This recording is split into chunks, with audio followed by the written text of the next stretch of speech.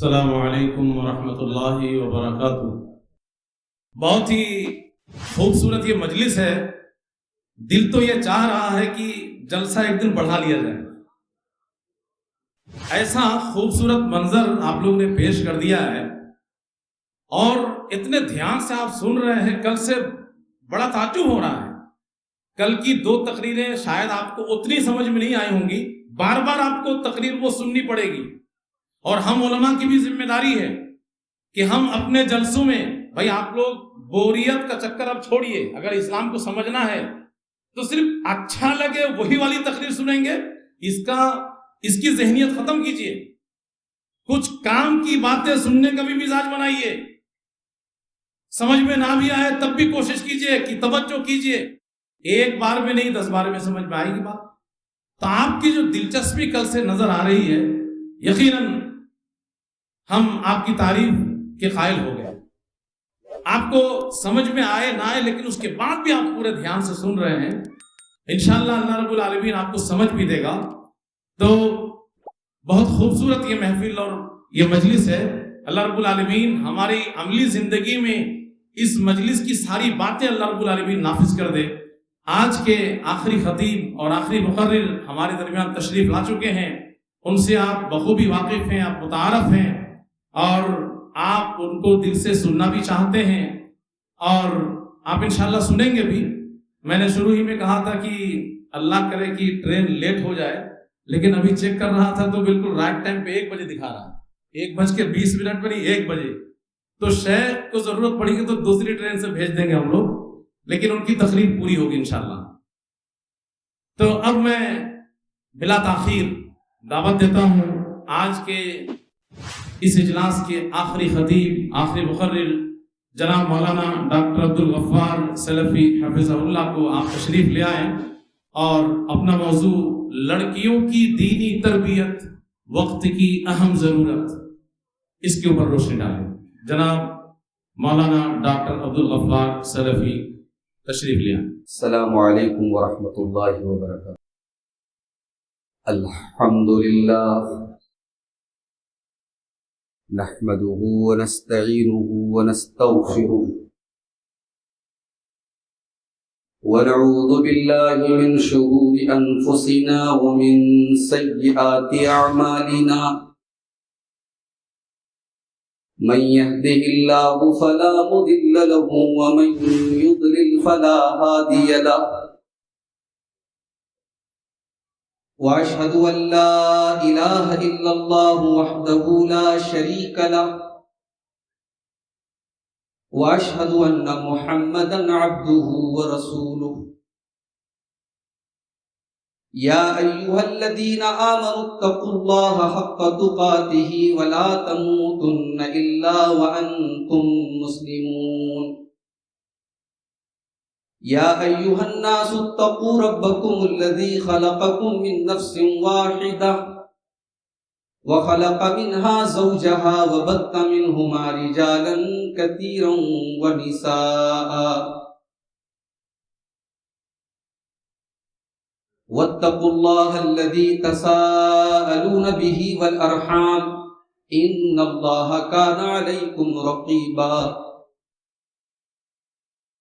يا أيها الذين آمنوا اتقوا الله وقولوا قولا سديدا يصلح لكم أعمالكم ويغفر لكم ذنوبكم، ومن يطع الله ورسوله فقد فاز فوزا عظيما، أما بعد فإن خير الحديث كتاب الله، وخير الهدي هدي محمد صلى الله عليه وسلم، وشر الأمور محدثاتها وكل محدثة بدعة وكل بدعة ضلالة وكل ضلالة في النار۔ أعوذ بالله من الشيطان الرجيم، بسم الله الرحمن الرحيم، يا أيها الذين آمنوا إن من أزواجكم وأولادكم عدوا لكم فاحذروهم وَإِن تَعْفُوا وَتَصْفَحُوا وَتَغْفِرُوا فَإِنَّ اللَّهَ غَفُورٌ رَحِيمٌ إِنَّمَا أَمْوَالُكُمْ وَأَوْلَادُكُمْ فِتْنَةٌ وَاللَّهُ عِندَهُ أَجْرٌ عَظِيمٌ۔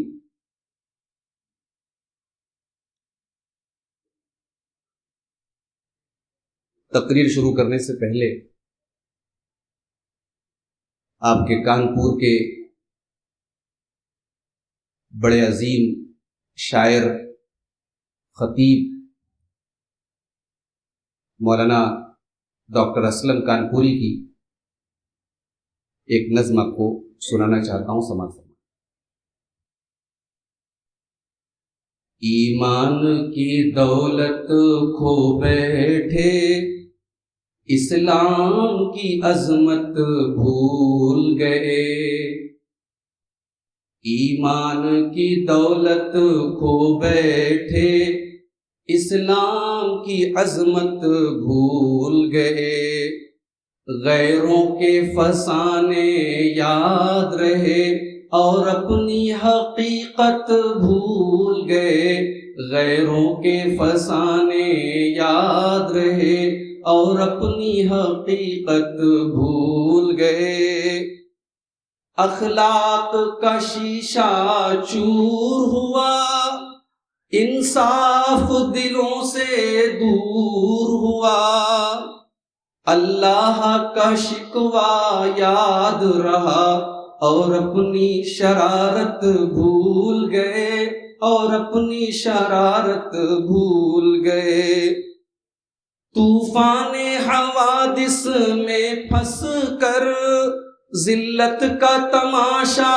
دیکھ لیا، طوفان حوادث میں پھنس کر ذلت کا تماشا دیکھ لیا، انداز تغافل کے صدقے، انداز تغافل کے صدقے طوفان کی اذیت بھول گئے،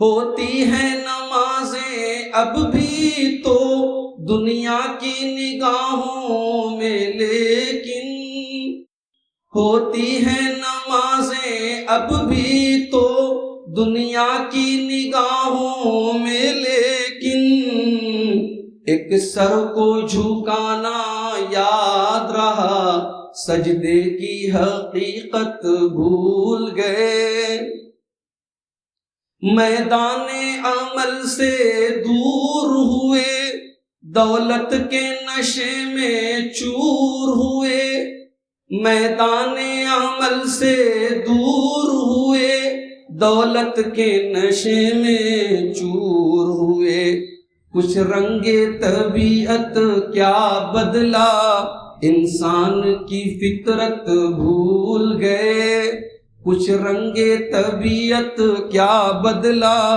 انسان کی فطرت بھول گئے، اس عالم ہستی میں اسلم کیا جانیے کیا کیا ہوتا ہے، اس عالم ہستی میں اسلم کیا جانیے کیا کیا ہوتا ہے، کیا کہیے کیا کیا یاد نہیں، ہم کس کی حقیقت بھول گئے، ایمان کی دولت کھو بیٹھے، اسلام کی عظمت بھول گئے، غیروں کے فسانے یاد رہے اور اپنی حقیقت بھول گئے۔ محترم علماء کرام، بزرگوں اور دوستوں، نوجوان ساتھیوں، پردہ نشین ماؤں اور بہنوں، پیارے بچوں، شجاعت گنج کا یہ سالانہ اجلاس عام جو صرف کانپور میں نہیں، صرف یو پی میں نہیں، بلکہ اگر میں یہ کہوں کہ اپنے بہترین انتظام، سامعین کے بہترین سننے کے جذبے اور علماء کے بہترین انتخاب کی وجہ سے پورے ہندوستان بھر میں مشہور ہے تو غلط نہیں. اور یہ میری خوش نصیبی ہے کہ اس سال ایک مرتبہ پھر آج آپ کے سامنے اس اجلاس عام کا حصہ بننے کا مجھے موقع مل رہا ہے، اور بڑے اہم موضوع پر، لڑکیوں کی دینی تعلیم و تربیت، وقت کی اہم ضرورت، اس موضوع پر مجھے آپ کے سامنے آج کچھ گفتگو کرنے کا حکم ملا ہے. اللہ سے دعا کیجیے رب العالمین ہمیں کہنے اور سننے سے زیادہ عمل کرنے کی توفیق عطا فرمائے، آمین. میرے بھائیوں، اولاد اللہ تعالیٰ کی بڑی عظیم نعمت ہے، اور اس نعمت کا صحیح اندازہ وہ انسان کر سکتا ہے جو اولاد سے محروم. وہ مرد جس کی شادی کے کئی سال ہو گئے ہوں اور اس کی انگلیاں مچلتی ہوں کہ کوئی بچہ اس کی انگلی پکڑ کر کے اس کو اپنا بیٹا کہے اور اس کو باپ کہے. اس انسان سے پوچھو کہ اولاد کتنی بڑی نعمت. اس عورت سے پوچھو جو بیچاری ترستی ہے کہ میری گود میں بھی کوئی بچہ ہو، میں بھی ماں بننے کا شرف حاصل کروں، میری گود بھی بھر جائے، میرے آنگن میں بھی بچے کی کلکاری گونجے. اس عورت سے پوچھو کہ اولاد کتنی بڑی ہے. اس دنیا کی زندگی میں اللہ تعالیٰ نے اولاد کو زینت بنایا ہے میرے بھائی، اٹریکشن بنایا ہے. دنیا کی خوبصورتی اولاد سے. قرآن کریم کے 15ویں پارے میں سورہ کہف میں اللہ تعالیٰ نے 2 چیزوں کو دنیا کی زینت قرار دیا. المال والبنون زینۃ الحیات الدنیا والباقیات الصالحات خیر عند ربک ثوابا وخیر املا. مال اور اولاد تمہاری دنیا کی زندگی کی زینت ہے، اٹریکشن ہے، سندرتا ہے، خوبصورتی ہے. تمہاری زندگی سے اگر مال کو نکال دیا جائے، اولاد کو نکال دیا جائے، تمہاری زندگی بلیک اینڈ وائٹ ہو جائے گی، بے رنگ ہو جائے گی، بے نور ہو جائے گی. بہت بڑی نعمت ہے اولاد. اسی لیے اللہ تعالیٰ نے اپنے نبیوں کو بھی بال بچوں والا بنایا. اللہ نے قرآن میں فرمایا کہ اے نبی، ہم نے آپ سے پہلے بہت سارے نبیوں کو بھیجا، وَجَعَلْنَا لَهُمْ أَزْوَاجًا وَذُرِّيَّةً، ہم نے ان کو بیوی بچوں والا بنایا، ہم نے ان کو اولاد والا بنایا. اللہ کے نبیوں نے اللہ سے اولاد کی دعائیں مانگی. ابراہیم خلیل اللہ نے جب اپنا وطن چھوڑ کر کے جانے لگے، باپ نے گھر سے نکال دیا، شہر والوں نے بستی سے نکال دیا. جب پردیسی کی زندگی گزارنے لگے، اولاد کی نعمت کا، اولاد کی ضرورت کا احساس ہوا. ابراہیم نے ہاتھ اٹھائے، رب ہب لی من الصالحین، پروردگار مجھے نیک بیٹا عطا فرما دے. یہ اولاد وہ نعمت ہے میرے بھائی. نبیوں نے اولاد مانگی. حضرت زکریا علیہ السلام بوڑھے ہو چکے ہیں، عمر 80 کے پار ہو چکی ہے، بال سفید ہو چکے ہیں، چہرے پر جھریاں پڑ چکی ہیں، مگر اولاد کی نعمت کی تمنا دل میں رکھتے ہیں، اللہ کی بارگاہ میں دعا کرتے ہیں، اور کیا کہتے ہیں؟ رب انی وحن العظم منی واشتعل الراس شیبا ولم اکن بدعائک رب شقیا. اے اللہ، میرے بال سفید ہو گئے، میری ہڈیاں کمزور ہو گئیں، لیکن اے اللہ میں تجھ سے دعا مانگنا میں نے تجھ سے نہیں چھوڑا. اے اللہ، مجھے ایک نیک بیٹا عطا فرما دے جو میرا وارث بن سکے، جو میرے خاندان کے لوگوں کی صحیح تربیت کر سکے، ان کو صحیح راستے پر چلا سکے. تو اولاد وہ نعمت ہے میرے بھائی. مگر یاد رکھیے، اولاد جتنی بڑی نعمت ہے اتنی ہی بڑی آزمائش ہے. اولاد کے چکر میں کتنے لوگ حرام اور ناجائز کاروبار کرتے ہیں تاکہ میری اولاد کو ڈھنگ کی زندگی نصیب ہو. اولاد کی خوشیوں کے لیے کتنے لوگ قتل کرتے ہیں، چوری کرتے ہیں، ڈاکے ڈالتے ہیں. وہ اولاد ان کے حق میں آزمائش اور امتحان بن جاتی. اگر یہی اولاد جو دنیا کی زندگی کی زینت ہے، اگر اس اولاد کی وجہ سے آپ کو اللہ کے قانون کو توڑنا پڑے، اس اولاد کی وجہ سے آپ اللہ کی شریعت کے، اللہ کے قانون کو توڑتے ہیں، تو قرآن کہتا ہے کہ یہ اولاد آپ کی دشمن ہے، آپ کی بیوی آپ کی دشمن. جو آیت کریمہ میں نے آپ کے سامنے پڑھی قرآن کریم کے 28ویں پارے کی، اس آیت میں اللہ نے ایک بڑی عجیب بات بیان فرمائی. یا ایھا الذین آمنوا ان من ازواجکم واولادکم عدوا لکم فاحذروہم. اے ایمان والو، تمہاری اولاد تمہاری دشمن بھی بن سکتی ہے، تمہاری بیوی تمہاری دشمن بھی بن سکتی ہے. فاحذروہم، اپنے بیوی بچوں سے بچ کر کے رہو. بھائی بیوی بچوں سے کون بچ کے رہتا ہے؟ بیوی اور بچے انسان کی ضرورت ہے، مگر اللہ کہہ رہا ہے بچ کر کے رہو. تمہاری بیوی تمہاری دشمن بن سکتی ہے، تمہارے بچے تمہارے دشمن بن سکتے ہیں. کب بنتے ہیں دشمن؟ اسی 28ویں پارے میں اللہ نے بیان کیا. یا ایھا الذین آمنوا لا تلھکم اموالکم ولا اولادکم عن ذکر اللہ. اے ایمان والو، تمہارا مال تمہیں اللہ کے ذکر سے غافل نہ کر دے، تمہاری اولاد تمہیں اللہ کے ذکر سے غافل نہ کر دے. مال کے چکر میں کہیں اللہ کو بھول نہ جانا، اور اولاد کے چکر میں پڑ کر کے کہیں اللہ کو بھول نہ جانا، اللہ کو ناراض نہ کرنے لگنا. اگر اولاد آپ کو اللہ سے غافل کر رہی ہے، اگر اولاد کی وجہ سے آپ اللہ تبارک و تعالیٰ کے حکم کی خلاف ورزی کر رہے ہیں، تو یہ اولاد آپ کی دشمن ہے اور آپ کے حق میں بہت بڑا فتنہ ہے اور بہت بڑی آزمائش. اور اولاد بھی، لڑکے اور لڑکیاں، ان دونوں کی اگر ہم بات کریں تو لڑکیاں یہ زیادہ بڑا امتحان ہوتی ہے. لڑکیوں کی پرورش اور لڑکیوں کی تربیت پر ثواب بھی زیادہ ہے، اور ان کی تربیت کٹھن ہے، ان کی تربیت امتحان ہے. لڑکیوں کو پالنا کوئی آسان کام نہیں.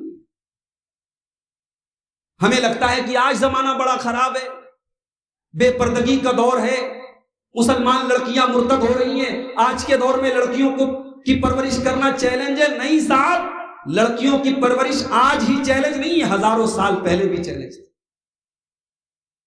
بخاری کی روایت ہے، اماں عائشہ فرماتی ہیں میں گھر میں بیٹھی ہوئی تھی، اتنے میں ایک سائلہ میرے گھر میں آتی ہے، ایک مانگنے والی میرے گھر میں آتی ہے. اس نے مجھ سے کھانے کو کچھ مانگا. میرے پاس گھر میں ایک کھجور کے سوا کچھ نہیں تھا.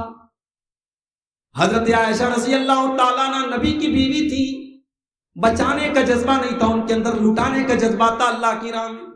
کبھی بچایا نہیں حضرت عائشہ نے. حضرت عائشہ کے پاس جو مال آتا تو سب اللہ کی راہ میں صدقہ کر دیتے. کہتی ہے پورے گھر میں تلاش کیا، ایک کھجور ملی، وہ بھی اپنے لیے بچا کے نہیں رکھا، اس مانگنے والی کو دے دیا. اس کے ساتھ 2 چھوٹی چھوٹی بچیاں تھیں.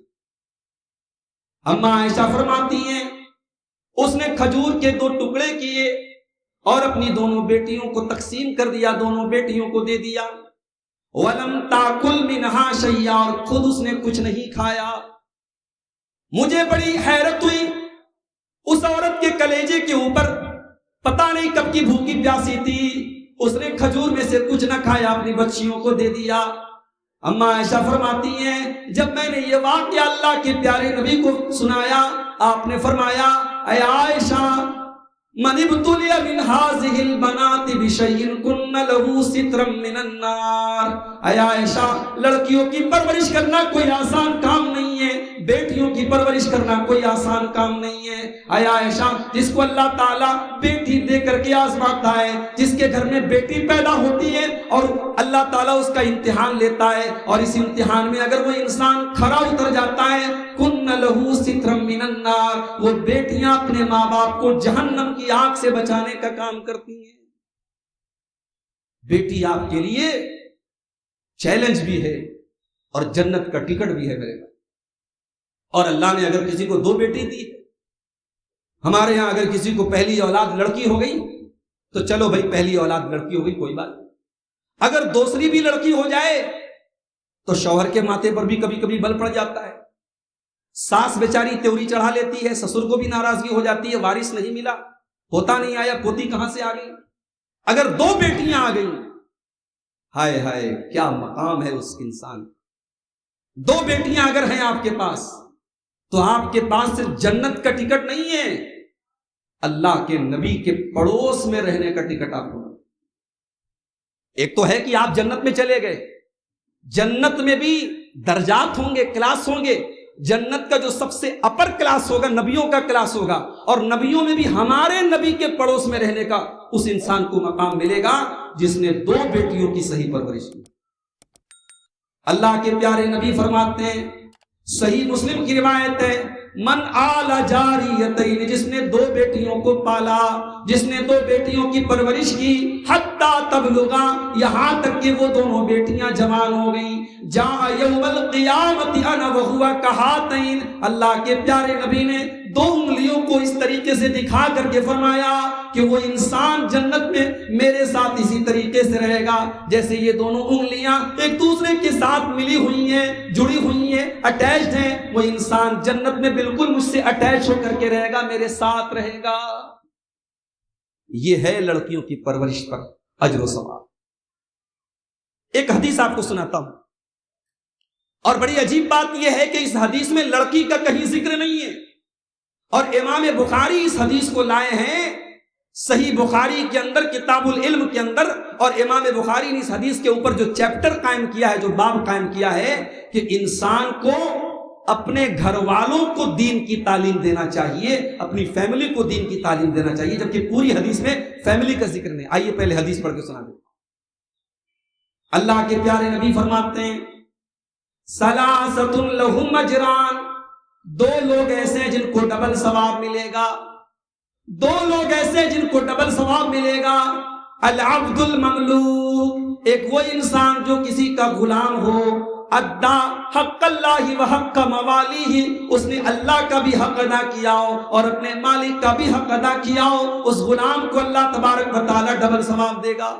ورجل من اہل الکتاب، اور وہ انسان جو اہل کتاب میں سے ہو، یہودیوں میں سے ہو، عیسائیوں میں سے ہو، آمن بنبیہ و آمن بمحمد، اس نے اپنے نبی کے اوپر بھی وہ ایمان لایا اور محمد رسول اللہ کے اوپر بھی وہ ایمان لایا۔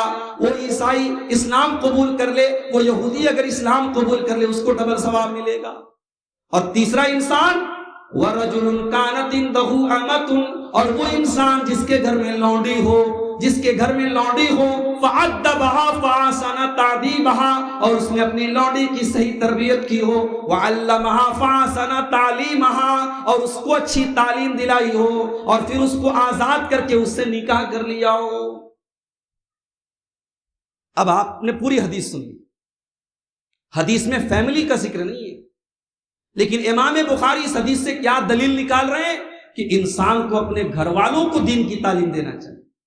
امام بخاری کہنا یہ چاہتے ہیں کہ جب اپنی لونڈی کو تعلیم دینے والا اور اپنی لونڈی کو صحیح تعلیم اور تربیت دینے والا، جب اس کو اللہ تبارک و تعالیٰ ڈبل ثواب دے گا، تو جو آپ کی اولاد ہے، جو آپ کی بٹیا ہے، جو آپ کی لڑکی ہے، جب آپ اس کو دینی تعلیم دیں گے تو سوچو آپ کو کتنا ثواب۔ میرے عزیزوں، میرے بھائیوں، اس وقت حالات کیا ہے؟ اس وقت ہمارے ملک کے حالات یہ ہیں کہ ہماری قوم کی لڑکیاں ایک بڑی تعداد میں ایک ٹریپ کا شکار ہو رہی ہیں، جس کو ہم کہہ سکتے ہیں لو ٹریپ، جس کو ہم کہہ سکتے ہیں پیار کا جال، محبت کا جال، عشق کا جال، اور اس جال میں ان کو پھنسانے کے بعد صرف یہی نہیں کہ ان کی عزت و حرمت کو لوٹا جاتا ہے، وہ اپنے گھر سے اپنے باپ اور اپنے خاندان کی عزت پر دھبا لگا کر کے نکلتی ہیں، بلکہ وہ باقاعدہ اسلام کو چھوڑ کر کے مرتد ہو جاتی، اسلام کو چھوڑ کر کے وہ کفر کی طرف چلی جاتی ہیں، اسلام سے نکل جاتی ہیں۔ اور یاد رکھو، ایک انسان اگر پہلے سے کافر ہے اور مشرک ہے، وہ اتنا بڑا مجرم نہیں ہے اسلام کی نظر میں، جتنا بڑا مجرم وہ انسان ہے جو اسلام میں آنے کے بعد مرتد ہو جائے۔ اگر اسلامی حکومت ہے تو ایسے انسان کی سزا سزائے موت ہے۔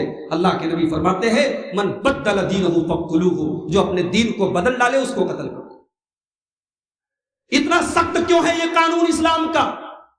اسلام یہ کہتا ہے کہ دین کے معاملے میں آزادی ہے، کوئی کسی بھی مذہب پر عمل کر سکتا ہے، لیکن جب تم نے اسلام کو قبول کر لیا تو سوچ سمجھ کر کے قبول کرو۔ اب اسلام کو قبول کرنے کے بعد، اب مسلمان ہونے کے بعد، اب اسلام سے نکلنے کی تمہیں پرمیشن نہیں ہوگی۔ اگر اسلامی حکومت کے اندر تم نے یہ اپرادھ کیا تو تمہاری سزا سزائے موت ہے، تمہیں ڈیتھ پنشمنٹ ملے گا، تمہیں زندگی تمہاری ختم کر اور یہاں ایک نقطہ اور یاد رکھیے، اسلام کی نظر میں کوئی اگر مرتد ہو جائے تو اتنا بڑا گناہ ہے، اسلام یہ کہتا ہے اس کو قتل کر دیا جائے، اور اس کا انجام کیا ہوگا آخرت میں؟ قرآن کریم کا دوسرا پارہ اٹھاؤ، وَلَا يَزَالُونَ يُقَاتِلُونَكُمْ حَتَّى يَرُدُّوكُمْ عَنْ دِينِكُمْ، اے مسلمانوں یہ کافر تم سے لڑائی اسی لیے کرتے ہیں تاکہ تم کو اسلام سے ہٹا دے، تم کو مرتد کر دیں۔ وَمَن يَرْتَدِدْ مِنْكُمْ عَنْ دِينِهِ وَمَن يَرْتَدِدْ مِنْكُمْ عَنْ دِينِهِ فَيَمُتْ وَهُوَ كَافِرٌ، اور جو انسان اسلام سے مرتد ہو جائے اور مرتد ہونے کی حالت میں اس کا انتقال ہو جائے، اسی حالت میں وہ مر جائے، اللہ فرماتا ہے فَأُولَٰئِكَ حَبِطَتْ أَعْمَالُهُمْ فِي الدُّنْيَا وَالْآخِرَةِ، ان کی تمام کی تمام نیکیاں برباد ہو جائیں گی، وَأُولَٰئِكَ أَصْحَابُ النَّارِ هُمْ فِيهَا خَالِدُونَ، اور وہ ہمیشہ ہمیشہ جہنم میں رہیں گے۔ مرتد کی سزا دنیا میں قتل ہے اور آخرت میں سزائے، آخرت میں ساری نیکیاں برباد اور ہمیشہ کے لیے جہنم میں۔ آج ہماری قوم کی بیٹیاں مرتد ہو رہی ہیں، ہماری قوم بریانی کھانے میں مگن ہے، شادی بیاہ پر کروڑوں روپے خرچ کرنے پر مگن ہے، اس قوم کے ماتھے پر کوئی بل نہیں آ رہا، اس قوم کے کانوں پر جو نہیں رینگ رہی کہ ہماری قوم کی لڑکیاں آج یعنی وہ جرم کر رہی ہیں جو اسلام کی نظر میں جس کی سزا ہے۔ اور ایک بات یہ بھی یاد رکھو، اگر ہم آج اس مسئلے پر بول رہے ہیں تو اس کا مطلب یہ نہیں کہ اسلام کو خطرہ ہے، اسلام کو کبھی خطرہ نہیں۔ اگر دنیا میں جتنے مسلمان ہیں سب مرتد ہو جائیں، اللہ کے سامنے ایک انسان بھی سر نہ جھکائے، تو کیا اللہ کی شان میں کوئی کمی آ جائے گی؟ نہیں، نہ اللہ کی شان میں کوئی کمی آئے گی، نہ اس کے پاور میں کوئی کمی آئے گی، نہ اس کی سلطنت میں کوئی کمی آئے گی۔ اللہ تبارک و تعالیٰ فرماتا ہے، حدیث قدسی کے الفاظ ہیں، اللہ کے نبی فرماتے کہ اللہ تعالیٰ فرماتا ہے یا عبادی لو ان اولکم وآخرکم وانسکم وجنکم کانوا علی اتقى قلب رجل واحد منکم ما نقص من ملکی شیئا ما زاد فی ملکی شیئا۔ اے میرے بندو، اگر ساری کی ساری دنیا کے انسان اور جنات اگر مل کر کے متقی بن جائیں، پرہیزگار بن جائیں، اللہ سے ڈرنے والے بن جائیں، ما زاد فی ملکی شیئا، اللہ کی حکومت میں کوئی بڑھوتری ہونے والی نہیں ہے، کوئی اضافہ ہونے والا نہیں ہے، اور ساری کی ساری دنیا کے انسان اور جنات جو پہلے پیدا ہو چکے اور جو بعد میں پیدا ہونے والے ہیں، وہ سب کے سب مل کر کے اگر فاسق و فاجر ہو جائیں، اللہ کے نافرمان ہو جائیں، گناہگار ہو جائیں، ما نقص من ملکی شیئا، اللہ کی حکومت میں کوئی کمی آنے والی نہیں ہے، اللہ کو کوئی فرق نہیں پڑتا۔ اور اگر ہم مرتد ہو گئے تو سورہ مائدہ کی آیت نمبر 54 میں تو اللہ نے یہاں تک فرمایا کہ اگر تم مرتد ہو گئے تو اللہ دوسری قوم کو پیدا کرے۔ یا ایھا الذین آمنوا من یرتد منکم عن دینہ فسوف یأتی اللہ بقوم یحبهم ویحبونہ۔ اے ایمان والو، اگر تم مرتد ہو جاؤ گے تو اللہ تعالیٰ ایسی قوم کو پیدا کرے گا جس سے اللہ محبت کرتا ہے اور وہ بھی اللہ سے محبت کرتے ہیں۔ اذلۃ علی المؤمنین اعزۃ علی الکافرین، وہ ایمان والوں کے لیے بڑے نرم ہوں گے اور اللہ کے دشمنوں کے لیے بڑے سخت ہوں گے۔ یجاہدون فی سبیل اللہ، وہ اللہ کی راہ میں جہاد کریں گے، ولا یخافون لومۃ لائم، اور کسی کی پرواہ نہیں کریں گے۔ کسی کو برا لگتا ہے تو لگتا رہے، کوئی لعنت ملامت کرتا ہے تو کرتا رہے، وہ اللہ کے دین کا کام کریں گے، وہ اللہ سے محبت کریں گے، وہ کسی کی کوئی پرواہ نہیں کریں گے۔ آج ہماری قوم کی لڑکیاں مرتد ہو رہی ہیں۔ ہم نے تو اسلام کی تاریخ میں ہم نے تو ان لڑکیوں کے بارے میں پڑھا ہے جنہوں نے اپنے ایمان کو بچانے کے لیے اپنی جان دی۔ ہم نے تو اسلام کی تاریخ میں سمیہ بنت خیاط کے بارے میں پڑھا ہے، ابو جہل نے باندھا ہوا ہے، سمیہ کا شوہر یاسر بھی سامنے باندھا ہوا ہے، سمیہ کا بیٹا عمار بھی بدا ہے، اور ابو جہل کہتا ہے کہ اے سمیہ ہم تیرے جوان بیٹے کے سامنے تجھے برہنہ کر دیں گے، تجھے ننگا کر دیں گے، تیرے بدن سے کپڑے اتار دیں گے۔ اے سمیہ ابھی تیرے پاس ٹائم ہے، تو محمد کا دین چھوڑ دے، تو اسلام چھوڑ دے، تو ایمان چھوڑ دے، ہم تجھے ٹارچر کرنا بند کر دیں گے۔ اے سمیہ تیرے ایمان کا کیا کہنا، اے سمیہ تیری استقامت کا کیا کہنا۔ اپنے جوان بیٹے کے سامنے سمیہ نے ننگا ہو جانا گوارا کر لیا، اپنے بدن کے کپڑے اتر جانا گوارا کر لیا، مگر ایمان کو چھوڑنا گوارا نہ کیا۔ اور دنیا کی نظروں نے دیکھا، چشم فلک نے وہ منظر بھی دیکھا، جوان بیٹے کے سامنے اس کی ماں کو بڑی بے دردی سے شہید کر ڈالا گیا۔ سمیہ نے اپنے خون کے چھینٹے بکھیر دیے، سمیہ نے اپنی جان دے دی، مگر میرے پیارے بھائیوں اپنے ایمان کا سمجھوتا نہ کیا، اپنے دین سے کوئی کمپرومائز نہ کیا۔ ہم نے تو سمیہ جیسی عورتوں کے بارے میں، آج ہمارا دین اتنا حقیر ہو گیا، کسی عشق کے نام پر، کسی پیار کے نام پر، کسی کی چند چکنی چپڑی باتوں کے نام پر ہماری لڑکیاں اتنی اندھی ہو گئی کہ وہ دین چھوڑنے کے لیے تیار ہے۔ او میری پیاری بہنوں، کبھی آئینے کے سامنے کھڑے ہو کر کے اپنی خوبصورتی کو نہارنے لگو، اپنی خوبصورتی پر فخر کرنے لگو، تو ذرا اماں عائشہ کی سیرت بھی پڑھ لینا، ذرا حضرت فاطمہ کی سیرت بھی پڑھ لینا، ذرا نبی کے ان صحابیات کی سیرت بھی پڑھ لینا جنہوں نے اپنی زندگی پر اپنے ایمان کو بچا کے رکھا۔ او میرے نوجوان بھائیوں، حضرت بلال کو دیکھو، وہ تمہاری طرح کوئی ہینڈسم و خوبصورت تو نہیں تھے، وہ حبشہ کے رہنے والے تھے، کالے کلوٹے تھے، لیکن اللہ تعالیٰ نے ان کے سینے میں کتنا مضبوط ایمان دیا تھا۔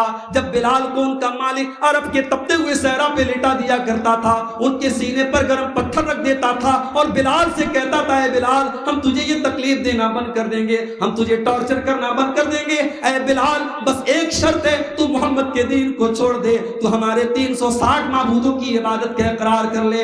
اے بلال تیرے سینے پر گرم پتھر رکھا ہے، تیرے پیٹ کی چربی اس گرم تپتی ہوئی ریت پر پگھل رہی ہے، مگر بلال تیری زبان سے بس ایک ہی لفظ نکل رہا ہے، احد احد، میرا اللہ ایک ہے، میرا معبود ایک ہے۔ بلال کے سینے کی چربی پگھلتی ہے تو پگھل جائے، بلال کی جان جاتی ہے تو چلی جائے، بلال اپنے رب کی توحید کو چھوڑنے والا نہیں ہے۔ وہ ایمان کہاں گیا میرے بھائی؟ آج تو ہمارا ایمان چند ٹکوں میں بکتا ہے، اور آج ہماری حالت دیکھ کر کے ہمیں پیارے نبی کی وہ حدیث یاد آتی ہے۔ صحیح مسلم کے اندر یہ حدیث موجود ہے، اللہ کے پیارے نبی فرماتے ہیں، بادروا بالاعمال فتنا كقطع الليل المظلم، او لوگو عمل میں جلدی کرو، نیکیوں میں دیر نہ کرو، نیکیوں میں تاخیر نہ کرو، اس سے پہلے کہ فتنوں کا دور آ جائے۔ اتنے فتنے پیدا ہوں گے، اتنے فتنے پیدا ہوں گے، یصبح الرجل مؤمنا ويمسي كافرا، صبح کو ایک انسان مسلمان ہوگا، شام ہوتے ہوتے کافر ہو جائے گا، ويمسي مؤمنا ويصبح كافرا، شام کو مسلمان ہوگا، صبح ہوتے ہوتے کافر ہو جائے گا۔ ایمان کی ویلیڈیٹی 12 گھنٹے بھی نہیں ہوگی، ایمان کا ٹائم 12 گھنٹے بھی نہیں ہوگا، 12 گھنٹے کے اندر ایمان چینج ہو جائے گا۔ اور کیوں چینج ہوگا؟ اللہ کے نبی نے آگے وجہ بیان کی، یبیع دینہ بعرض من الدنیا، دنیا کے چند ٹکوں کے بدلے لوگ اپنے دین کا سودا کریں۔ اپنی بیٹیوں کو بچا لو میرے بھائی۔ آج ذرا ہم نظر اٹھا کے دیکھیں کہ آج ہم اپنی بچیوں کی تعلیم اور تربیت کے پیچھے ہم کتنی محنت کر رہے ہیں۔ ہماری لڑکیاں اسکول جاتی ہیں، انٹر پاس کرتی ہیں، کالج جاتی ہیں، گریجویشن کرتی ہیں، ساری اس نے اعلیٰ تعلیم حاصل کر لی، ساری تعلیم اس نے حاصل کر لی، ساری ایجوکیشن اس نے حاصل کر لی، لیکن پوری تعلیم کے دوران اس کو اللہ کے بارے میں بتانے والا کوئی نہیں، اس کو اسلام کے بارے میں بتانے والا کوئی نہیں، اس کو پردے کے بارے میں بتانے والا کوئی نہیں۔ معاف کیجئے گا، گھر سے نقاب میں نکلنا یہ پردہ نہیں ہے۔ پردہ تو یہ ہے کہ آپ کی لڑکی جب گھر سے نقاب میں نکلے تو وہ یہ جان کر کے نکلے کہ میں یہ نقاب کیوں پہن رہی ہوں۔ یہ نقاب کوئی ٹریڈیشن نہیں ہے، یہ نقاب کوئی رواج نہیں ہے، یہ نقاب کوئی باپ دادا کا طریقہ نہیں ہے، یہ رب کا حکم ہے، یہ اسلام کا حکم ہے، اور یہ میری آئیڈینٹی ہے، میری پہچان ہے، میری عزت و ناموس کا ذریعہ ہے۔ جب لڑکی یہ جان کر کے نقاب پہنے گی تو اپنے نقاب کا کبھی غلط استعمال نہیں۔ اسی لیے اللہ نے قرآن میں جب ایمان والی لڑکیوں کو نقاب کا حکم دیا تو کیا فرمایا؟ یا ایھا النبی قل لأزواجك وبناتك ونساء المؤمنين يدنين عليهن من جلابيبهن. اے نبی اپنی بیویوں سے کہہ دو, اپنی بیٹیوں سے کہہ دو اور تمام مسلمان عورتوں سے کہہ دو جب وہ اپنے گھر سے نکلا کریں تو اپنے اوپر چادر ڈال لیں, اپنے اوپر نقاب ڈال لیں, اپنے اوپر جلباب ڈال لیں. ذالک ادنی ان یعرفن فلا یؤذین. یہ پردہ ان کی پہچان بن جائے گا, یہ پردہ دنیا کو بتائے گا ہم عزت دار گھروں کی لڑکیاں ہیں. کوئی بدماش, کوئی بدماش قسم کا, اوباش قسم کا لڑکا ہمیں چھیڑنے کی جرت نہ کرے. ہم شریف زادیاں ہیں, ہم شریف گھروں کی لڑکیاں ہیں, کوئی ہمیں چھیڑنے کی جرت نہ کرے.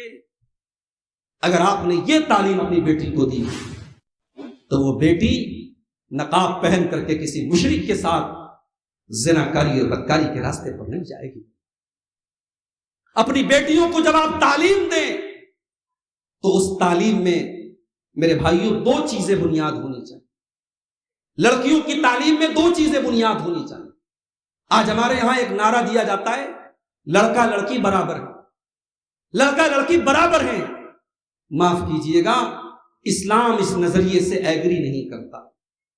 اسلام یہ کہتا ہے لڑکے کا مقام الگ ہے, لڑکی کا مقام الگ ہے. لڑکے کا دائرہ الگ ہے, لڑکی کا دائرہ الگ ہے. بہت سارے کام ہیں جو لڑکے کر سکتے ہیں, لڑکیوں کے بس کا نہیں, اور بہت سارے کام لڑکیاں کر سکتی ہیں, لڑکوں کے بس کا نہیں. اسی لیے اللہ تعالیٰ قرآن میں کہتا ہے وَلَا تَتَمَنَّوْا مَا فَضَّلَ اللَّهُ بَعْضَكُمْ عَلَى بَعْضٍ. مردوں کے لیے اللہ تعالیٰ نے جو رکھا ہے مرد اس پر خوش رہیں, عورتوں کے لیے جو رکھا ہے عورتیں اس پر خوش رہیں. ایک دوسرے کو جو نعمتیں ملی اس کی تمنا نہ کریں. ابھی آپ نے وراثت پر سنا پورا بیان. بہت ساری عورتوں کو اس پر بھی شکایت ہے کہ بھائی ہمیں پراپرٹی میں بہن کو بھائی کا آدھا کیوں مل رہا ہے. بہت سارے لوگوں کو اس پر بڑا اعتراض ہے بہن کو بھائی کا آدھا کیوں مل رہا ہے. آپ یہ کیوں بھول جاتی ہیں کہ کما کے لانے کی ذمہ داری بھائی کی ہے, بہن کی نہیں. بہن کو تو باپ کا بھی حصہ مل رہا ہے, اور پھر شوہر مر گیا تو شوہر کا بھی ملے گا, بیٹا مر گیا تو بیٹے کا بھی ملے گا. اس کو ہر طرف سے مل رہا ہے اور اس کو کہیں خرچ نہیں کرنا ہے. اور مرد کو تو ہر جگہ خرچ کرنا ہے. بیٹا ہے تو ماں پر خرچ کرنا ہے, بھائی ہے تو بہن پر خرچ کرنا ہے, اور اگر شوہر ہے تو بیوی پر خرچ کرنا ہے. اگر مرد اور عورت دونوں کا برابر حصہ ہوتا تو یہ تو مرد پر اتیاچار ہو جاتا, مرد پر ظلم ہو جاتا. تو لڑکیوں کو یہ مت سکھاؤ کہ لڑکا لڑکی برابر. لڑکی کو یہ سکھاؤ کہ تو لڑکی ہے, تو عورت ہے, اور تیرا دائرہ کیا ہے. تجھے گھر بنانا ہے, تجھے ایک بہترین گرہنی بننا ہے, ایک بہترین ہوم میکر بننا ہے, تجھے گھر سنبھالنا ہے, تجھے اپنی زندگی میں آگے چل کر کے اپنی فیملی کو ایک دیندار فیملی بنانا. اسی لیے اللہ کے نبی فرماتے ہیں المرأۃ عورۃ, عورت چھپانے کی چیز ہے, عورت پردے میں رہنے کی چیز ہے. اذا خرجت, جب یہ بے پردہ ہو کر کے نکلتی ہے, استشرفها الشیطان, تو شیطان اس کے پیچھے لگ جاتا ہے.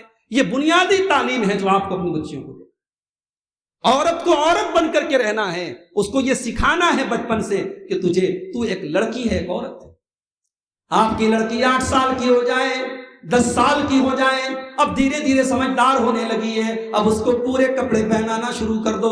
اب یہ کہہ کر کے چھوٹے کپڑے نہ پہناؤ کہ ابھی تو چھوٹی ہے. اب وہ سمجھدار ہونے لگی ہے, اب اسے سکھاؤ کہ تیرا پورا بدن ڈھکا رہنا چاہیے, تو لڑکی ہے. اور جب تو کل جوان ہو جائے گی, تو بالغ ہو جائے گی, جب تو گھر سے نکلے گی تو تجھے سر سے پیر تک ڈھک کر کے نکلنا پڑے گا. یہ تربیت آپ کو اپنی بچیوں کو دینا ہے. اس کو مکمل لباس پہناؤ. اگر آپ نے 10 سال کی لڑکی کو منی اسکرٹ پہنایا اور چھوٹے چھوٹے کپڑے پہنائے, تو کل جب وہ 18 سال کی ہو جائے گی تب بھی اسے وہی کپڑے اچھے لگیں گے, کیونکہ آپ نے اس کو عادت ڈالی.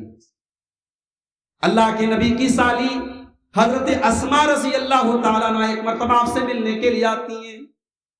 ابھی پردے کا حکم نازل نہیں ہوا تھا, ابھی پردے کا حکم نازل نہیں ہوا تھا. صحابہ اور صحابیات ایک دوسرے کو دیکھا کرتے تھے. حضرت اسماء آتی ہیں, اللہ کے نبی کی نظر اپنی سالی کے اوپر پڑتی ہے. حضرت اسماء نے ایسا کپڑا پہنا تھا وہ جس سے ان کا بدن جھلک رہا تھا, یعنی کپڑا پتلا تھا, کپڑا باریک تھا. اللہ کے پیارے نبی نے نظر گھما دی. آپ نے نظر گھما لی اور آپ نے فرمایا یا اسماء ان المرأۃ اذا بلغت المشیز، اے اسماء جب عورت جوان ہو جائے، جب عورت بالغ ہو جائے تو دو چیزوں کے علاوہ اس کے بدن کا کوئی حصہ نظر نہیں آنا چاہیے۔ آپ نے ہتھیلی کی طرف اور چہرے کی طرف اشارہ کر کے فرمایا کہ ہتھیلی اور چہرے کے علاوہ کچھ نظر نہیں آنا چاہیے۔ یہ پردے کے پہلے کا حکم تھا۔ اب جب پردے کی آیت نازل ہو گئی تو ہتھیلی اور چہرہ بھی صرف محرم کو نظر آنا چاہیے، غیر محرم کو تو ہتھیلی اور چہرہ بھی نظر نہیں آنا چاہیے، اسے چھپانا چاہیے۔ جب آپ لڑکیوں کی تعلیم اور تربیت کریں تو یہ سبق میرے بھائیوں آپ کو بچپن سے ان کی گھٹی میں پلانا چاہیے۔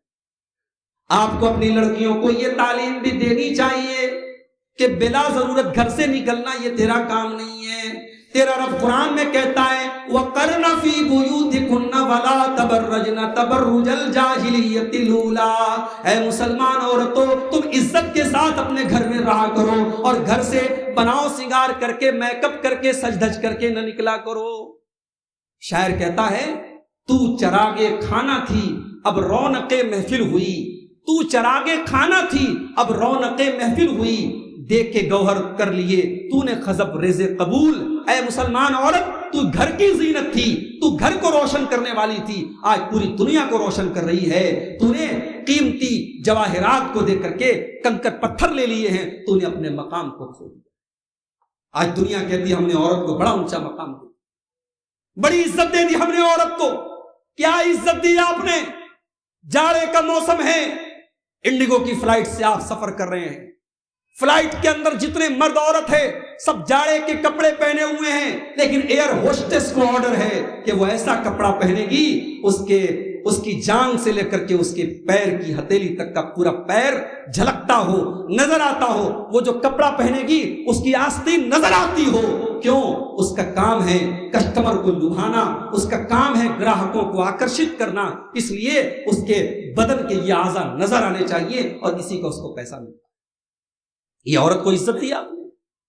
بڑی بڑی کمپنیوں میں جو بڑی جاب ہے، مینیجر کی جاب ہے، ایم ڈی کی جاب ہے، وہ ساری جاب مردوں کو دی جا رہی ہے، اور جہاں بیٹھ کر کے کسٹمر کو لبھانا ہے، چاہے کال کر کے چاہے کاؤنٹر پر بیٹھ کر کے آنے والے کسٹمروں کو آکرشت کرنا ہے، وہاں خوبصورت لڑکی کو بٹھا دیا۔ آپ نے عورت کو عزت نہیں دی، آپ نے عورت کا سودا کیا ہے، آپ نے عورت کو ایک سامان بنا دیا، ایک میٹیریل بنا دیا، اسے مردوں کی ہوس کو پورا کرنے کا ایک ذریعہ بنا دیا۔ اسلام نے عورت کو عزت دی ہے، اسلام نے عورت کو مقام دیا ہے۔ عورت ماں ہے، قدموں کے نیچے جنت ہے، عورت بیٹی ہے، ماں باپ کے لیے جنت کا ٹکٹ ہے، عورت بیوی ہے، شوہر کے سکون کا ذریعہ۔ اور جب بات بچیوں کی تربیت کی آئی ہے تو میں اپنی ماں سے ایک بات یہ بھی کہنا چاہوں گا، جب آپ کی بچیاں جوان ہو جائیں، شادی کے قابل ہو جائیں، تو خبردار اپنی بچیوں کو یہ سبق نہ سکھاؤ کہ بیٹی کل جب تیری شادی ہو جائے تو تو ایسے کرنا ویسے کرنا، تو اپنے شوہر کو بس میں کرنا۔ آج یہی سبق سکھایا جاتا ہے نا، شوہر کو بس میں کرنا سکھایا جاتا ہے۔ کاش شوہر کو بس میں کرنے کے بجائے شوہر سے محبت کرنا آپ سکھاتی، شوہر کی خدمت کرنا آپ سکھاتی، شوہر کو خوش کرنا آپ سکھاتی۔ اللہ کے پیارے نبی سے پوچھا گیا ای النساء خیر، اے اللہ کے نبی کون سی عورتیں سب سے بہترین عورتیں ہیں؟ آپ نے فرمایا التی تسرہ اذا نظر، جب شوہر دیکھے تو خوش ہو جائے، وتطیعہ اذا امر، اور جب شوہر کسی بات کا حکم دے تو بیوی مان لے، ولا تخالفہ فی نفسها ومالہ بما یکرہ، اور اپنی آبرو کے بارے میں اور شوہر کے مال کے بارے میں کوئی ایسا کام نہ کرے جو شوہر کو ناپسند ہو۔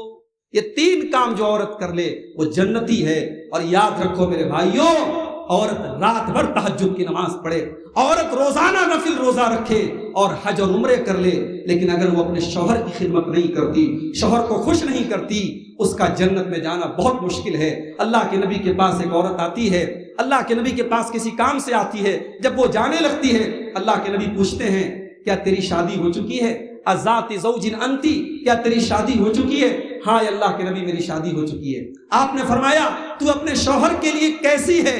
کہتی اے اللہ کے نبی میں اپنے شوہر کی خدمت کرنے میں، اپنے شوہر کو خوش کرنے میں کوئی کمی نہیں چھوڑتی ہوں۔ آپ نے فرمایا کان کھول کر کے سن لے، فَإِنَّمَا هُوَ جَنَّتُكِ وَنَارُكِ، تیرا شوہر ہی تیری جنت ہے اور تیرا شوہر ہی تیری جہنم ہے. اگر تو نے اس کو ناراض کیا تو جہنم تیرا ٹھکانہ ہے، اس کو تو نے راضی کیا تو جنت تیرا ٹھکانہ ہے. آپ کی تہجد اور آپ کے روزے یہ دیندار ہونے کے لیے کافی نہیں ہے. شوہر کی خدمت اور اطاعت بھی ضروری ہے. آج اپنی ان بچیوں کو جن کی شادی ہونے والی ہو ان کو خدمت کرنا سکھاؤ، شوہر کو بس میں کرنا مت سکھاؤ. اور ایک بات اور یاد رکھو، لڑکیوں کی جب آپ تربیت کریں تو لڑکیاں چونکہ نازک ہوتی ہیں، لڑکیاں بڑی نازک ہوتی ہیں، ان کی تربیت میں آپ کو بڑا سینسٹیو ہونا پڑے گا. ان کو بچپن سے ہی صحیح غلط کا فرق بتانا پڑے گا. گھر میں کوئی مہمان آیا، ابھی لڑکی آپ کی 10 سال کی ہے، آپ سلام کرنا سکھائیے مگر کسی اجنبی سے مصافحہ کرنا نہ سکھائیے. آپ کی لڑکی کو یہ معلوم ہونا چاہیے کہ میرے لیے کسی غیر محرم سے مصافحہ کرنا جائز نہیں. ہمارے ہاں عید کا موقع آتا ہے، بہت سارے گھروں میں کزن بردر، چاچا کا لڑکا، ماموں کا لڑکا، خالہ کا لڑکا، پھوپھی کا لڑکا اور لڑکیاں یہ آپس میں ایک دوسرے کو عید کی مبارکباد دیتے ہیں ہاتھ ملا کر کے. حرام ہے یہ. نہ چاچا کا لڑکا آپ کے لیے محرم ہے، نہ ماموں کا لڑکا آپ کے لیے محرم ہے، نہ خالہ کا لڑکا آپ کے لیے محرم ہے. یہ سب کے سب غیر محرم ہیں. جس سے بھی شادی ہو سکتی ہے وہ غیر محرم ہے اور اس سے مصافحہ کرنا جائز نہیں. اور کسی غیر عورت سے مصافحہ کرنا یا اس کو ٹچ کرنا اسلام کی نظر میں کتنا بڑا گناہ ہے، اس حدیث سے اندازہ لگائیے. اللہ کے پیارے نبی فرماتے ہیں لَأَن يُطَانَ فِي رَأْسِ أَحَدِكُمْ بِمِخْيَطٍ مِّنْ حَدِيدٍ خَيْرٌ لَهُ من أن يمس امرأة لا تحل له. اللہ کے نبی فرماتے ہیں کسی کے سر میں اگر لوہے کی سوئی کو چبھو دیا جائے اتنی تکلیف کی بات نہیں ہے جتنی تکلیف کی بات یہ کہ کسی غیر عورت کو وہ ٹچ کرے. کسی غیر محرم عورت کو ٹچ کرنا، یہ کسی کے سر میں لوہے کی سوئی کو چبھو دیا جائے تو اتنی تکلیف کی بات نہیں ہے جتنی تکلیف کی بات کسی غیر محرم عورت کو ٹچ کرنا. یہ باتیں آپ اپنے گھر کی بچیوں کو بتائیں. میرے آج اللہ کا شکر ہے آپ کی اس مسجد میں عورتوں کا انتظام ہے. سال میں آپ ایک جلسہ کرتے ہیں، اللہ کا شکر ہے آپ عورتوں کا انتظام کرتے ہیں. لیکن آج کتنے علاقے ہیں جہاں مسجدوں کے اندر عورتوں کا کوئی انتظام نہیں ہے اور ان کے علماء نے فتوے دے کے رکھے ہیں کہ عورتوں کا مسجد میں جانا فتنہ ہے. عورت زیڈ اسکوائر جائے تو فتنہ نہیں ہے.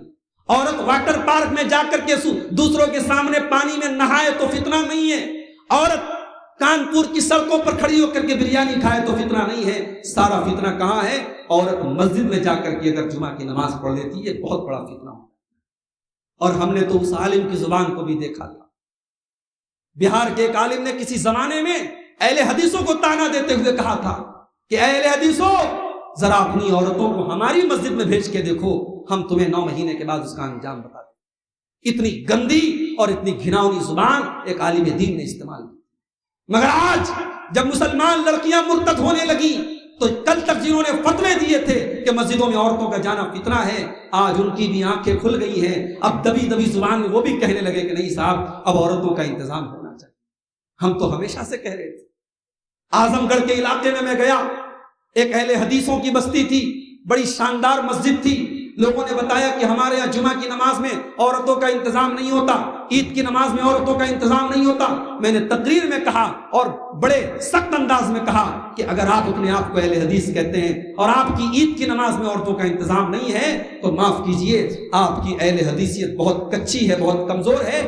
آپ نے اہل حدیث کا مطلب ہی نہیں سمجھا. میں نے کہا اللہ کے نبی نے مردوں کے لیے اتنی تاکید نہیں کی عیدگاہ میں جانے کی جتنی عورتوں کی ہے. اور میں نے کہا جمعہ کی نماز میں آپ ہر حال میں اپنے یہاں عورتوں کا انتظام کیجئے. جمعہ کے خطبے کو آپ ہلکے میں مت لیجئے میرے بھائیوں. سال میں 52 جمعہ کے خطبے ہوتے ہیں. اگر آپ کے گھر کی عورتیں سال کے کسی جلسے میں نہ جائیں، کسی تقریر میں نہ جائیں، صرف جمعہ کے خطبے میں اگر آپ اپنی عورتوں کو بھیجیں تو 52 جمعہ کے خطبے میں وہ 52 مرتبہ دین کی باتیں سنیں گی اور بڑی اہم باتیں دین کی سیکھیں گی. اور اگر یہ دین سیکھ لیا تو اس گھر کی کوئی لڑکی انشاءاللہ مرتد نہیں ہوگی. اگر ماں نے دین سیکھ لیا وہ اپنی بیٹی کو مرتد نہیں ہونے دے گی. اگر بیٹی نے دین سیکھ لیا وہ خود مرتد نہیں ہوگی. میرے بھائیوں اپنی بیٹیوں کو دین کی تعلیم سکھاؤ. میں منع نہیں کرتا، اسکولوں میں پڑھاؤ، کالجوں میں پڑھاؤ، آپ یونیورسٹی میں پڑھاؤ، پردے میں رہ کر کے پڑھیں. مگر اپنی بچیوں کو دین کی تعلیم دو۔ ہمارے یہاں دین کی تعلیم کے نام پر کسی مولوی صاحب کو، کسی حافظ جی کو بلایا اور ناظرہ قرآن پڑھا دیا۔ معاف کیجئے، ناظرہ قرآن پڑھ لینے کا نام دینی تعلیم نہیں ہے۔ دینی تعلیم کا مطلب یہ ہے دین کی بیسک نالج، اللہ کے بارے میں، نبی کے بارے میں، قرآن کے بارے میں، توحید کے بارے میں، نماز کے ضروری مسائل، وضو کے ضروری مسائل، غسل کے ضروری مسائل، نماز کی دعائیں، پاکی ناپاکی کے مسائل، کون سی چیزوں سے اسلام ختم ہو جاتا ہے، کون سی چیزوں سے ایمان ختم ہو جاتا ہے، یہ جو دین کا بیسک علم ہے، یہ مدرسے میں پڑھنے والے اسٹوڈنٹ کے لیے ضروری نہیں ہے، یہ جامعہ سلفیہ سے فارغ ہونے والے کے لیے ضروری نہیں ہے، یہ ہر مسلمان مرد کی ذمہ داری ہے، ہر مسلمان عورت کی ذمہ داری ہے۔ اپنی لڑکیوں کو کم سے کم اتنا علم دے دو میرے بھائیوں کہ کل کوئی بہروپیہ جب انہیں اسلام چھوڑنے کی بات کرے تو ان کے ماتھے پر بل پڑ جائے اور مجھے سمجھ میں آ جائے کہ سامنے والا تو میری آخرت تباہ کرنا چاہتا ہے، میرے ایمان کو ختم کرنا چاہتا ہے، اور وہیں سے وہ ہوشیار ہو جائے۔ کم سے کم اتنی تعلیم تو اپنے بچوں کو۔ آج اولاد سے ہم بہت محبت کرتے ہیں، اولاد کی محبت میں ہم زمین جائیداد خریدتے ہیں، پراپرٹی بناتے ہیں، انویسٹمنٹ کرتے ہیں۔ میرے بھائی آپ نے سب کر لیا، لیکن اگر اولاد کو آپ نے دین کی تعلیم نہیں دی تو ایسی اولاد کا کیا مطلب ہے؟ کل آپ جب مر جائیں اور آپ کی اولاد اس لائق نہ ہو کہ آپ کی جنازے کی نماز کھڑی ہو کر کے پڑھ سکے اور آپ کے لیے مغفرت کی دعا نہ کر سکے، ایسی اولاد کا کیا مطلب ہے؟ ایسی اولاد سے تو بے اولاد بہتر ہے۔ کم سے کم اپنے بچوں اور بچیوں کو اس لائق تو بناؤ کہ تمہارے مرنے کے بعد تمہارے حق میں مغفرت کی دعا کر سکیں، تمہارے لیے صدقہ خیرات کر سکیں، تمہیں اپنی دعا میں یاد کر سکیں۔ کم سے کم اپنے بچوں کو اس لائق بناؤ۔ میرے بھائیوں، اپنی بیٹیوں کی تعلیم اور تربیت پر توجہ دیں۔ اور موبائل اس دور کا بہت بڑا فتنہ ہے میرے بھائی۔ اس موبائل نے آج وہ کام کر دیا ہے جو صدیوں میں کبھی ممکن نہیں تھا۔ اس موبائل نے آج 4 سال کے بچے سے لے کر کے 80 سال کے بوڑھے تک کی نظروں کو گندا کر دیا۔ اس موبائل نے آج گناہوں کو آسان کر دیا، آج اس موبائل نے زنا کو آسان کر دیا۔ آج حالات آپ دیکھیے کیا کیا واقعات ہو رہے ہیں۔ 4 سال کی بچیوں سے ریپ ہو رہا ہے، 4 سال کی بچیوں سے ریپ ہو رہا ہے، جانوروں کے ساتھ بدفعلی ہو رہی ہے۔ یہ حرکتیں کیوں ہو رہی ہیں؟ کیونکہ انسان جنسی خواہشات کے پیچھے اندھا ہو چکا ہے، اور انٹرنیٹ کی کھلی دنیا نے اور سوشل میڈیا کے اوپر پائی جانے والی گندگی نے آج انسان کو گندا بنا دیا ہے۔ میرے بھائیوں، اپنے گھر کی بیٹیوں کو موبائل تھماتے وقت ان کو یہ تاکید کرو، یہ موبائل کام کی چیز ہے لیکن بڑی خطرناک چیز ہے۔ اس موبائل پر جب تو میسنجر استعمال کرے گی، جب تو انسٹاگرام استعمال کرے گی، جب تو واٹس ایپ استعمال کرے گی، تو یہ موبائل تیرے لیے اندھا کنواں بن جائے گا۔ یہ کسی غیر محرم مرد کے ساتھ بات کرنے کا تجھے موقع دے گا۔ اور یاد رکھ، جب فیس بک پر کوئی آ کر کے تجھے اپنی بہن بولے گا تو پہلے وہ بہن بولے گا اور پھر اس کا ہاتھ تیرے گریبان تک پہنچے گا۔ یاد رکھو میری بہنوں، کوئی فیس بک کا بھائی آپ کا بھائی نہیں ہے، کوئی اپنے آپ کو بھائی کہنے والا آپ کا بھائی نہیں ہے۔ اسلام تو یہاں تک کہتا ہے، اسلام تو یہاں تک کہتا ہے، اگر آپ کی ماں نے کسی بچے کی پرورش کی ہے، کسی بچے کو پالا ہے، آپ کے ساتھ وہ پلا بڑا ہے، تب بھی وہ آپ کا بھائی نہیں ہے۔ اسلام کی نظر میں بھائی صرف 2 ہوتے ہیں، ایک سگا بھائی ہوتا ہے، ایک رضائی بھائی جس نے آپ کی ماں کا دودھ پیا ہو، باقی کوئی بھائی نہیں ہوتا ہے، اور نہ اس کے ساتھ بھائی والا سلوک کیا جائے گا۔ اس لیے فیس بک پر کوئی بھائی کہہ کر کے آپ سے قریب آنے کی کوشش کرے تو اسے دور کر دو۔ اور یاد رکھو میری بہنوں، اللہ کے نبی کی یہ حدیث ہمیشہ اپنے سامنے رکھو کہ جب عورت اکیلے میں ہوتی ہے، جب مرد اور عورت اکیلے میں ملتے ہیں تو تیسرا وہاں شیطان ہوتا ہے۔ جب مرد اور عورت کسی ریسٹورنٹ میں ملتے ہیں تو تیسرا شیطان ہوتا ہے، جب کسی ہوٹل کے کمرے میں ملتے ہیں تیسرا شیطان ہوتا ہے، اور جب واٹس ایپ پر چیٹنگ کرتے ہیں تو وہاں پر بھی تیسرا شیطان ہوتا ہے، جب فیس بک اور انسٹاگرام پر وہ چیٹنگ کرتے ہیں تو وہاں پر بھی تیسرا شیطان۔ آج اس موبائل نے کیا کر دیا؟ آج ہمارے اور آپ کے گھروں کی لڑکیاں انسٹاگرام پر ویڈیوز ڈال رہی ہیں، واٹس ایپ کے اسٹیٹس پر اپنے فوٹوز ڈال رہی ہیں، اور بعض ماشاءاللہ بڑی سمجھدار ہیں، سج دھج کر کے، لہنگا پہن کر کے، میک اپ کر کے، چوڑی پہن کر کے، سب کچھ کر کے اپنا فوٹو اسٹیٹس پر ڈالیں گی۔ بس ایک احسان یہ کریں گی کہ چہرے کی جگہ ایک بڑا سا اسٹار بنا دیں گی کہ صاحب ہم نے چہرے کو چھپا لیا۔ یہ 2 رنگی چھوڑ دو میری بہنوں۔ اسلام کی نظر میں صرف تمہارے چہرے کا پردہ نہیں ہے، تمہارے جسم کے زیورات کا بھی پردہ ہے، تمہارے لہنگے کا بھی پردہ ہے، تمہارے بدن کے ہر عضو کا پردہ ہے۔ اسٹیٹس پر اپنے فوٹو ڈالنا بند کر دو، انسٹاگرام پر اپنے ویڈیوز ڈالنا بند کر دو. اللہ قرآن میں کہتا ہے ان الذین یحبون ان تشیع الفاحشۃ فی الذین آمنوا لہم عذاب علیم فی الدنیا والآخرہ. جو لوگ مسلمانوں کے درمیان بے حیائی پھیلاتے ہیں، بے شرمی پھیلاتے ہیں، ان کے لیے دنیا میں بھی عذاب ہے اور آخرت میں بھی عذاب ہے. یہ تو ہماری لڑکیاں مرتد ہو رہی ہیں، یہ دنیا میں عذاب ہے. آج ہماری قوم کی عزت و ناموس خطرے میں چلی گئی، آج ہم پوری دنیا میں ذلیل ہو رہے ہیں. یہ اللہ کا عذاب ہے جو ہم پر برس رہا ہے، کیونکہ آج ہم نے اس بے غیرتی کو برداشت کیا. میرے بھائیوں، لڑکیوں کے باپ ہو تو جب لڑکیوں کو کپڑا دلاؤ، جب اپنی بیٹیوں کو کپڑا دلاؤ، میری ماں جب اپنی بیٹیوں کو کپڑا دلانے مارکیٹ میں جاؤ تو کپڑا لیتے وقت بھی ہوشیار رہو. اپنی لڑکی کو فیشن کے نام پر کوئی ایسا کپڑا نہ دلا دینا جو کپڑا اللہ کے نبی کی اس حدیث کی روشنی میں جس میں پیارے نبی نے فرمایا وَنِسَاءٌ كَاسِيَاتٌ عَارِيَاتٌ مُمِيلَاتٌ مَائِلَاتٌ، ایسی عورتیں جہنم میں جائیں گی جو کپڑا پہن کر کے ننگی ہوں گی، ان کا بدن نظر آئے گا. اگر آپ نے اپنی بیٹیوں کو ایسا کپڑا پہنایا ہے، پہننے والی بھی گنہگار ہوگی اور وہ باپ بھی گنہگار ہوگا جس نے لا کے دیا ہے، وہ بھائی بھی گنہگار ہوگا جس نے بہن کو لا کے دیا ہے. اور میں اس سے بڑھ کر کے ایک بات اور کہتا ہوں کہ وہ بے غیرت ہے باپ، وہ بے غیرت ہے بھائی جس کی بہن اس طریقے کا کپڑا پہن کر کے شادیوں میں جاتی ہے. بے غیرت ہے وہ شوہر جس کی بیوی اس طریقے کا کپڑا جس میں آستین نظر آ رہی ہے، پیٹ نظر آ رہی ہے، بدن کے اعضاء نظر آ رہے ہیں، ایسے کپڑے پہن کر کے دوسروں کے سامنے نمائش کرتی ہے اور اس مرد کو کوئی فرق نہیں پڑتا ہے. وہ بے غیرت ہے، بے شرم ہے. اور پیارے نبی نے فرمایا کہ 3 لوگ ایسے ہوں گے قیامت کے دن جن کی طرف اللہ تعالیٰ دیکھے گا بھی نہیں. ان 3 لوگوں میں ایک آدمی وہ بھی ہوگا الدیوس، جو بے غیرت ہو، الذی یقر فی اہلہ الخبث، جو اپنے گھر کے اندر گندگی کو برقرار ہو. اس لیے موبائل میں حرام نہیں کہتا، موبائل کو استعمال کریں مگر آپ ہوشیار رہیں. بعض لوگ کہتے ہیں ہمیں اپنی لڑکی پر بھروسہ ہے، ہمیں اپنی تربیت پر بھروسہ ہے. یہ دنیا کا سب سے بڑا جھوٹ ہے. اندھا بھروسہ اسلام میں جائز نہیں ہے. بھروسہ کے باوجود اگر آپ کی لڑکی کے کالج کی چھٹی 2 بجے ہوتی ہے اور وہ شام کو 6 بجے گھر آتی ہے، آپ پوچھئے تو کہاں تھی 6 بجے تک؟ آپ تحقیق کیجئے، آپ اندھا بھروسہ مت کیجئے. آپ نے اپنی بیٹی کو 500 روپے کا پرس دلایا، اس کے پاس 2000 کا پرس کہاں سے آیا؟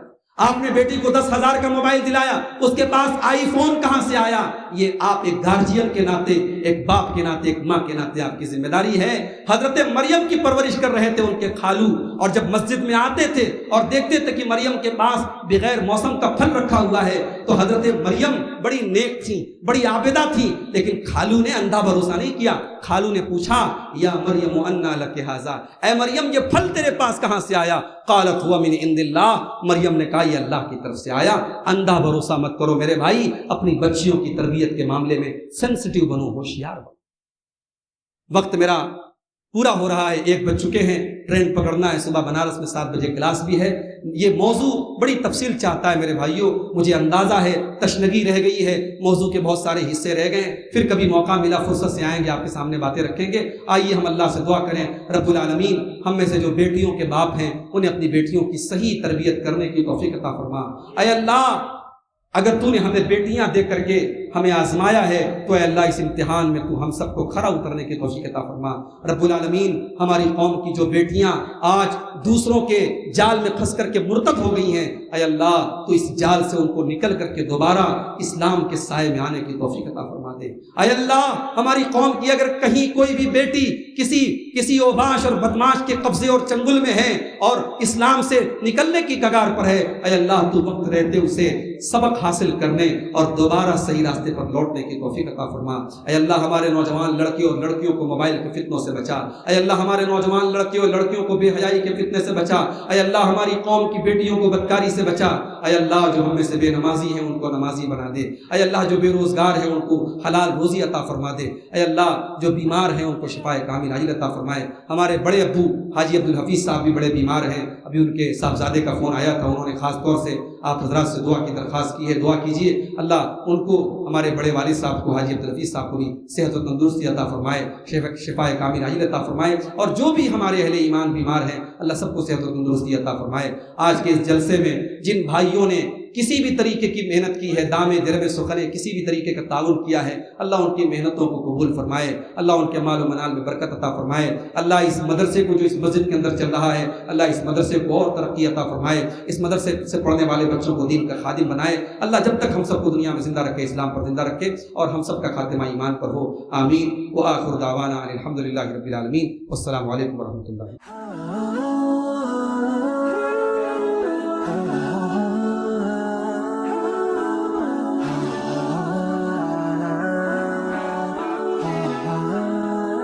Mm-hmm.